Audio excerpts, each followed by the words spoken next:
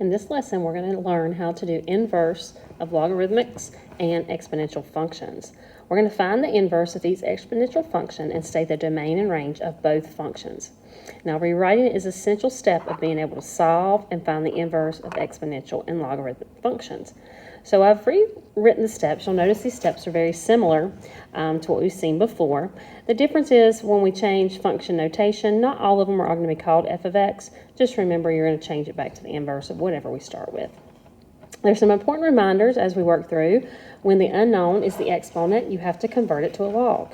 When you have to solve for y, you have to get it alone first before you can write it as a log form. So you cannot write it in log form until the y is alone. You can't solve for y with the log and the x in the equation. So if you have a log still in the equation, there's no way to solve for that y. And isolate the log before converting to an exponential. So we'll see these things as we work through. So the first one we have, very simple, f of x equals 5 to the power of x minus 8. We can think about, I've already graphed these for you so you can kind of see what they look like. My purple here is the original. So if I look at this graph, I can see my domains go forever, so negative infinity to positive infinity with the brackets, parentheses. And then I know I can look here and see that I have negative 7, but it approaches down to 8, but it's never going to cross. That is going to give me my horizontal asymptote. So I know my original has a horizontal asymptote because it's exponential, and I know that it can't include 8, so it's going to be negative 8 to positive infinity with the little brackets as well. And we know immediately our inverses are going to be the opposite because that's what inverses do. They switch. X and Y's domain and ranges switch. So we can go ahead and write our inverse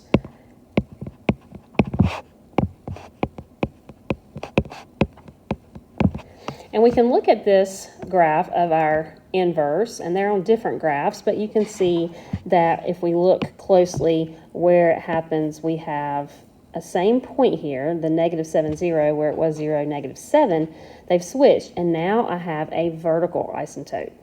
And so our domains, of course, change, and our ranges change. All right, let's get to the bulk of what we're doing here. So we are going to change the function notation to a y, and then we are going to switch x and y's. So y becomes x, and x becomes y. Now, we want to get y alone. We're trying to solve for y. So plus 8 on each side. So we get x plus 8 equals 5y. And right here, because we have y alone, it's in our exponent, we can now write this in logarithmic form. So we're going to, remember, we're looking for the base. So log, our base is 5. Our exponent and our log can't be on the same side. So we know that this is x plus 8 equals y. And we now have y alone, and that's what we're trying to do. So now we can rewrite this in the inverse notation.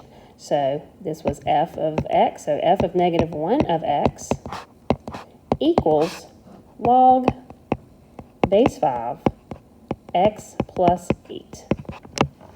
Okay, and that is our steps, and we're done. All right, let's go to number 2. Again, I want you to get in the habit of looking for the domain and the range first. So on the first one, we might be able to see here kind of where we got that range from.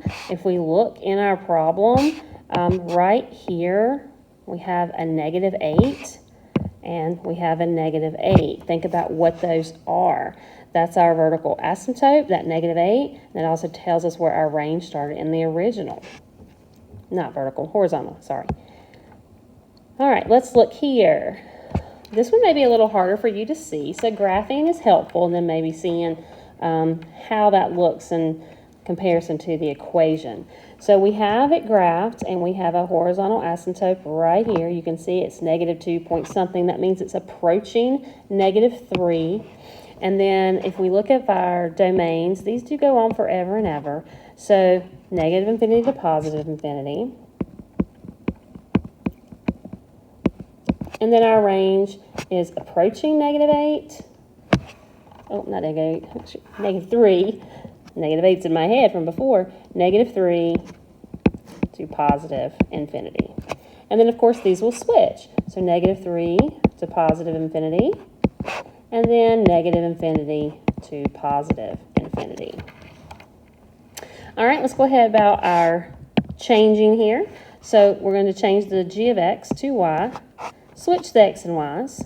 So that becomes x, 3 raised to the y minus 9 all over 3. And I'm leaving it out with parentheses, it's fine.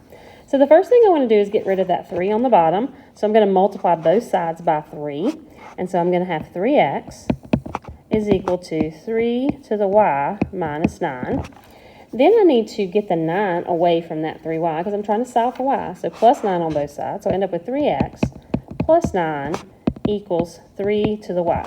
Now I have my y alone and I can change it to log. So log base is my 3 here. Exponent can't be on the same side as a log, so I know my y is going to be over here somewhere on the other side. So this is my argument, 3x plus 9. So log base 3 of 3x plus 9 equals y. Now I'll rewrite. We had a g of x, so it's g of -1 of x equals log base 3, 3x plus 9. That would be your final answer there in inverse. All right, I'm going to show you 3. I want you to attempt this. I have graphed if you want to attempt both, and then come back and see how you did. All right, so for this one, I've already found my domain and range for my original. I'll mark my horizontal asymptote. Notice that in my problem, I have a -5, and that tells me where my range is starting with my horizontal asymptote. And then I inverse and have a vertical asymptote on my logarithmic function. So when I go and I get to this point, I've switched the x and y's. I started solving. I moved over the 5 first, so added 5 to each side. Then I multiplied each side by 2 to get rid of the half. And I'm left with 2x plus 10 equals 4 raised to 3y minus 4. Now I'm still solving for y. And I don't have y alone. I still have some other things up here with it. So right here is where I need to go ahead and write as a logarithm because I'm trying to get y alone. So when I think about what I'm doing here, I've got to get everything to be able to solve for that. So it equals here, my log base 4, here's my base, of my argument, the 2x plus 10, is equal to the exponent, 3y minus 4. Now I'm still trying to solve for y, so I need to get this 4 away as well. I need to try to get y completely alone. So I'm going to add this 4 here to both sides. So I end up with log base 4, 2x plus 10 plus 4 equals 3y. Almost there. Now I'm going to divide both sides by 3. So I'm going to end up with log base 4, 2x plus 10 plus 4, all divided by 3 gives me y. And now that is going to be my final answer written in function notation. And I started with h of x, so h of -1 of x would give me log base 4, 2x plus 10 plus 4, all divided by 3.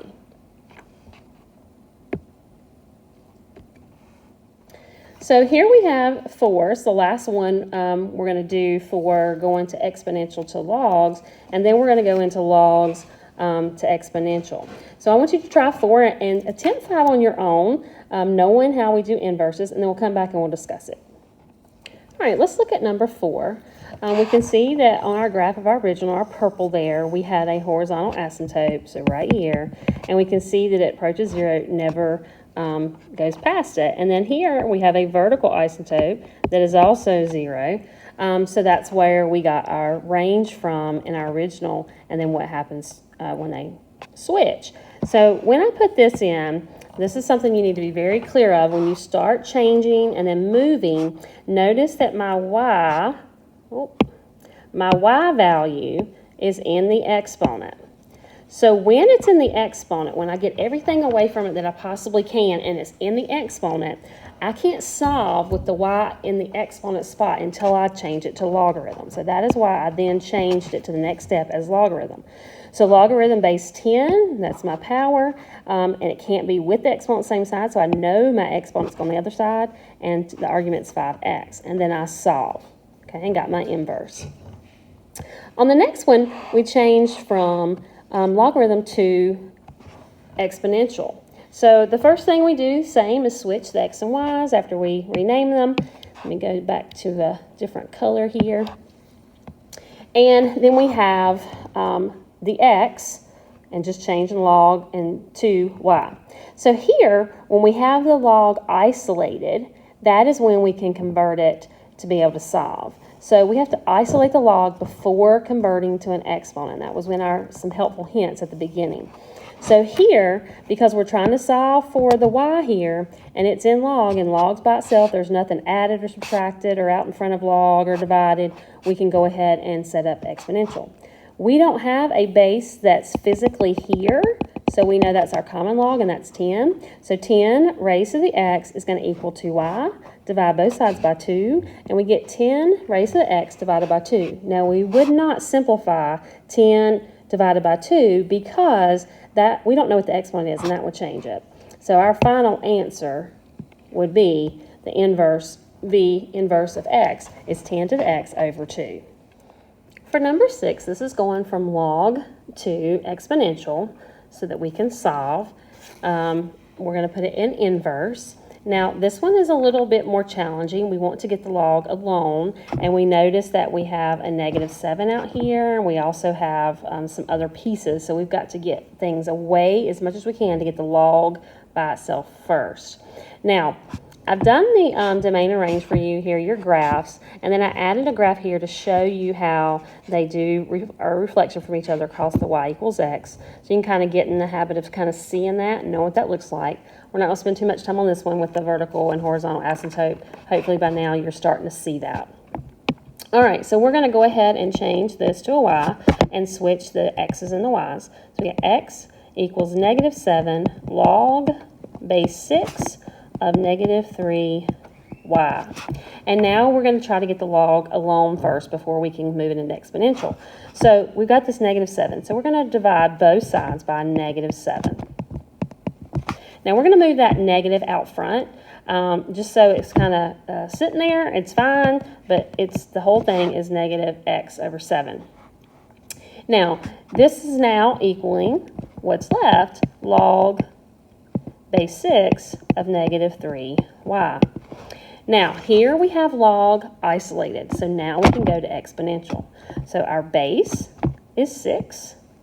Our exponent is not going to touch our log, so we know our exponent is over here, the -x is 7. So we're going to use parentheses, -x over 7 is equal to -3y.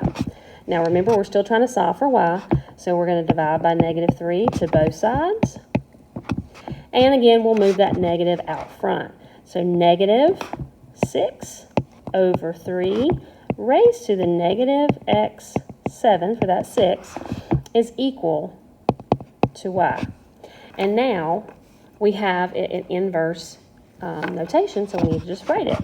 M was what we start with, so m to the -1 x is equal to -6 over 3, and that 6 is raised to a -x over 7. And that is our inverse function. Now, our very last one that we're going to do today is one that the graph looks really crazy, so I'm not asking you for domain and range on this one. I did graph it so you can kind of see it. If you look closely, you should see why this is happening. When we've got double things going on, you should notice that this is squared, and that's why it's happening. So we're going to have something with a positive and negative inverse there at the end. So remember, first thing we have to do, change our function notation to y, then switch our x and y. So x is equal to log base 5 of 3y squared minus 6. Now, we want to get the log has to be isolated on the side, and it is. We don't have anything out in front of it, nothing dividing it, nothing being added over to the edge, so we have it alone. So now we can go ahead and write the base 5 raised to, so we are looking for the exponent, so we know it's not with the log, so it's over here, is equal to our argument here, which is 3y squared minus 6.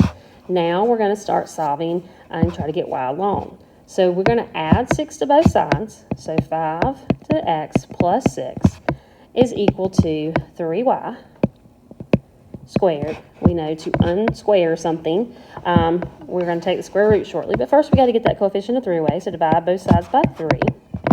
So we got 5x plus 6 all divided by 3 is equal to y squared.